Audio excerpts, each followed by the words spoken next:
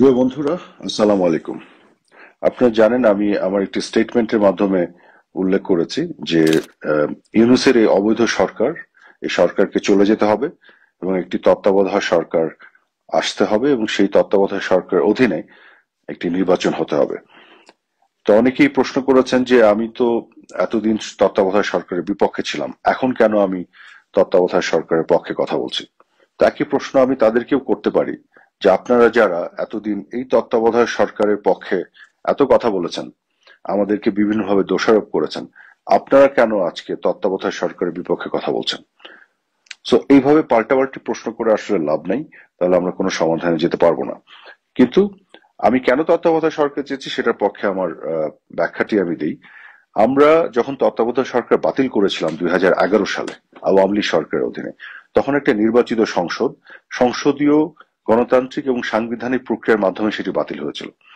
এবং যেহেতু সেটি সংবিধান থেকে চলে গিয়েছিল, যার ফলে আমরা দলীয় সরকারের অধীনে নির্বাচনগুলি করেছিলাম। কিন্তু আজকে কিন্তু তত্ত্বাবধায়ক সরকারের সেই বিধানটি আবার ফিরিয়ে আনা হয়েছে।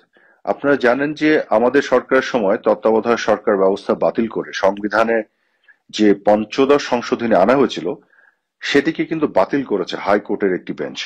এবং হাইকোর্টের এই বেঞ্চটি বাতিল করার ফলে এই মুহূর্তে সংবিধানে কিন্তু আবার নির্বাচনকালীন তত্ত্বাবধায়ক সরকার ব্যবস্থা ফিরে এসেছে। কাজে আমরা যখন তত্ত্বাবধায়ক সরকারের বিপক্ষে কথা বলেছি, সেটা বলেছি তত্ত্বাবধায়ক সরকার সাংবিধানিক প্রক্রিয়ায় নির্বাচিত সংসদের মাধ্যমে বাতিল করার পরে। এবং তখন আমাদের একটা জাস্টিফিকেশন ছিল, একটা নির্বাচিত সরকার আছে দেশে, তার অধীনে নির্বাচন হবে, আমরা তত্ত্বাবধায়ক সরকার আর ফিরে যেতে চাই না, কারণ এত ব্যাখ্যা আমি এখন যেতে চাই না, আমরা সবসময় সেই ব্যাখ্যাগুলো দিয়েছি। কিন্তু বর্তমানে কিন্তু দেশে কোনো নির্বাচিত সরকার নেই, একটা অবৈধ সরকার আছে। এক। দুই হচ্ছে যে হাইকোর্টের একটি রুলের মাধ্যমে তত্ত্বাবধায়ক সরকারটি আবার ফিরে এসেছে এখন সংবিধানে।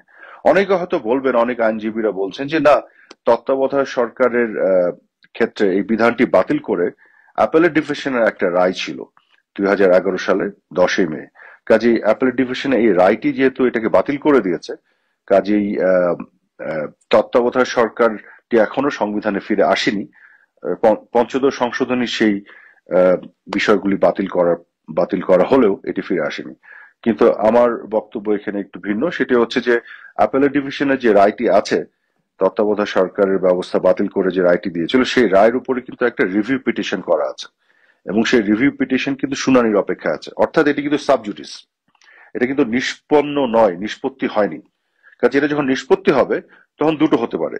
অ্যাপেলেট ডিভিশনের রায়টি আপহোল্ড হতে পারে, অর্থাৎ তত্ত্বাবধায়ক সরকার চলে গেল, অথবা রিভিউ পিটিশনে আবেদনকারী যারা, তাদের পক্ষে সিদ্ধান্ত চলে আসতে পারে, সেক্ষেত্রে তত্ত্বাবধায়ক সরকার আবার অ্যাপেলেট ডিভিশনের রায়ের রিভিউ এর ক্ষেত্রেও ফিরে চলে আসলো। কিন্তু এখন পর্যন্ত সেটি নিষ্পত্তি হওয়ার আগ পর্যন্ত হাইকোর্ট বেঞ্চের যে রুলটি এসছে, তার ফলে তত্ত্বাবধায়ক সরকার এই মুহূর্তে সংবিধানে আছে। যেহেতু এটি এই মুহূর্তে সংবিধানে আছে, সেই কারণে আমি তত্ত্বাবধায়ক সরকারের অধীনে নির্বাচন চেয়েছি। এবং যেহেতু এই মুহূর্তে একটি নির্বাচিত সরকার নেই এবং একটি অবৈধ সরকার আছে, কাজেই সেই ক্ষেত্রে আমি তত্ত্বাবধায়ক সরকারের অধীনে নির্বাচন চেয়েছি। যে আমার প্রশ্ন হচ্ছে, আপনারা যারা এতদিন গলা ফাটিয়েছেন, ফেনা তুলে ফেলেছেন মুখে তত্ত্বাবধায়ক সরকার, নির্দলীয় তত্ত্বাবধায়ক সরকার বলে, তাদের আজকে এত সমস্যা হচ্ছে কেন? আপনারাও তো আমার সাথে সুর মিলে নির্দলীয় নিরপেক্ষ তত্ত্বাবধায়ক সরকার চাওয়া উচিত। এতদিন ধরে চেয়েছেন, এখন কেন চাচ্ছেন না? আপনারা কেন আপনাদের পজিশন বদলে ফেললেন? তো আমার কথা হলো যে আমরা যদি পাল্টাপাল্টি করতে থাকি, তাহলে আমরা কোনো সমাধানে যাব না। আমাদের সত্যিকার অর্থে একটি নির্বাচন প্রয়োজন এবং সেই নির্বাচনে আমাদের একটি নির্দলীয় নিরপেক্ষ তত্ত্বাবধায়ক সরকার এবং সেই সরকার কে একটা পরিবেশ তৈরি করতে হবে সবার জন্য সমান সুযোগ দেওয়ার। সেই কথাটি কিন্তু আপনারা এতদিন বলে আসছেন।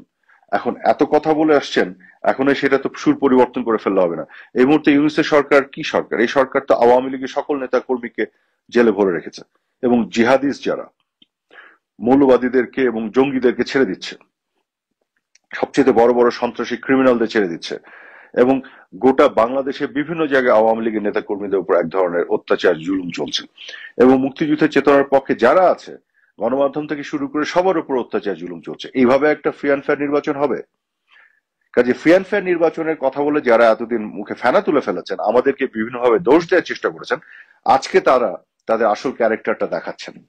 এখানে আমরা বুঝে যাচ্ছি যে আসলে আপনারা গণতন্ত্রের পক্ষে আপনাদের অঙ্গীকার বা কমিটমেন্ট আসলে কতটুকু ছিল আর কতটুকু মুখে মুখে বলতেন। তো এখন আমি যেটা মনে করি, এই সবকিছু বাদ দিয়ে আমাদের একটা সত্যিকার অর্থে একটা এগ্রিমেন্টে যেতে হবে। সেই এগ্রিমেন্টটা হচ্ছে জনগণের জায়গা থেকে সত্যিকার অর্থে যাতে জনগণ ভোট দিয়ে একটি সংসদ নির্বাচন করতে পারে, সেই নির্বাচনের ব্যবস্থা করে, এবং সেটি এই নির্বাচন শুধু নয়, অনাগত কালে যত নির্বাচন হবে সকল নির্বাচন যেন সব ধরনের বিতর্ক ঊর্ধ্বে থেকে হতে পারে, এরকম একটি এগ্রিমেন্টে আমাদের আসলে পৌঁছানো দরকার। গত 15.5 বছরে আমাদের বিভিন্ন বিষয় নিয়ে আপনারা অনেক বিতর্ক তুলতে পারবেন। সেই বিতর্ককে জাস্টিফাই করার জন্য আমি তার আগের কথা বলতে পারবো। তার আগের কথা বললে আপনারা আরো আগের কথা বলতে পারবেন, কারণ এই বিতর্কের মধ্যে যদি আমরা জড়িয়ে যাই সেখান থেকে বের হওয়া খুব দুরূহ। আমি মনে করি আগামী দিনের জন্য আমাদের সামনের দিকে দেখা উচিত এবং একটা সুষ্ঠু সমাধানে আসা উচিত। এবং আরেকটি কারণে তত্ত্বাবধায়ক সরকার দরকার, শুধুমাত্র এই জন্য নয় যে ইউনূসের সরকার একটা অবৈধ সরকার। ইউনূসের এই সরকারের সাথে এই ছাত্র সংগঠন, যেটি বৈষম্য বিরোধী ছাত্র আন্দোলনের যে ছাত্র সংগঠন, তারা যুক্ত, এবং তারাই নাকি ইউনূসকে নিয়োগ দিয়েছে। এবং এরা আবার নিজেরও একটি দল গঠন করছে, যাদেরকে কিংস পার্টি বলা হচ্ছে, এবং দল গঠন করে তারাও নাকি নির্বাচনে পার্টিসিপেট করবে। তাহলে এই সরকার কিন্তু আর নির্দলীয় সরকার থাকলো না, অবৈধ তো বটেই, এটা আবার দলীয় সরকারও হয়ে গেল। তাহলে আপনারা যারা নির্দলীয় নিরপেক্ষ সরকারের অধীনে এতদিন তত্ত্বাবধায়ক সরকার অধীনে নির্বাচন চেয়েছেন, এই দাবি তো আপনাদেরই তোলা উচিত সবার আগে। কাজে আমাকে প্রশ্ন না করে যে আপনি এতদিন এটা বিরোধিতা করেছেন, এখন কেন চাচ্ছেন, আপনি নিজেও চান, কারণ আপনি তো এতদিন চেয়েছেন, আপনি কেন এখন এটা বিরোধিতা করছেন? কাজে এই প্রশ্ন তুলেন না। আমার ব্যাখ্যা আছে আমার কাছে। আমরা তত্ত্বাবধায়ক সরকার বাতিল করেছিলাম, এবং বাতিল করার পরে যখন এটি সংবিধানে ছিল না, তারপর থেকে আমরা তত্ত্বাবধায়কের সরকারের বিরোধিতা করেছি। বাট এই মুহূর্তে তত্ত্বাবধায়ক সরকার সংবিধানে আছে, কাজেই এখন আমরা তত্ত্বাবধায়ক সরকার চাচ্ছি। এছাড়াও আমাদের সময় আমরা ছিলাম নির্বাচিত সরকার, সেই নির্বাচিত সরকারের অধীনে নির্বাচন, তত্ত্বাবধায়ক সরকার বাদ দিয়ে। আর এখন যে সরকার আছে এটা তো নির্বাচিত না, তো অবৈধ সরকার, অসাংবিধানিক সরকার। কাজে এখন তো আরো জরুরি হয়ে পড়েছে কেন একটি তত্ত্বাবধায়ক সরকার আসা দরকার, কারণ তত্ত্বাবধায়ক সরকারটি কিন্তু এখন আবার একটি সাংবিধানিক সরকার হবে, কারণ সংবিধানে সেই বিধানটি আবার চলে এসেছে বলে। আশা করি আমি এই বিষয়টি বোঝাতে সক্ষম হয়েছি। কাজে এই ধরনের বিতর্কে এসেন না। Don't come back and ask me আপনি তো বিরোধিতা করেছেন, এখন কেন আপনি চাচ্ছেন? ভাই, আপনি এতদিন চেয়েছেন, আপনি কেন বিরোধিতা করছেন এখন?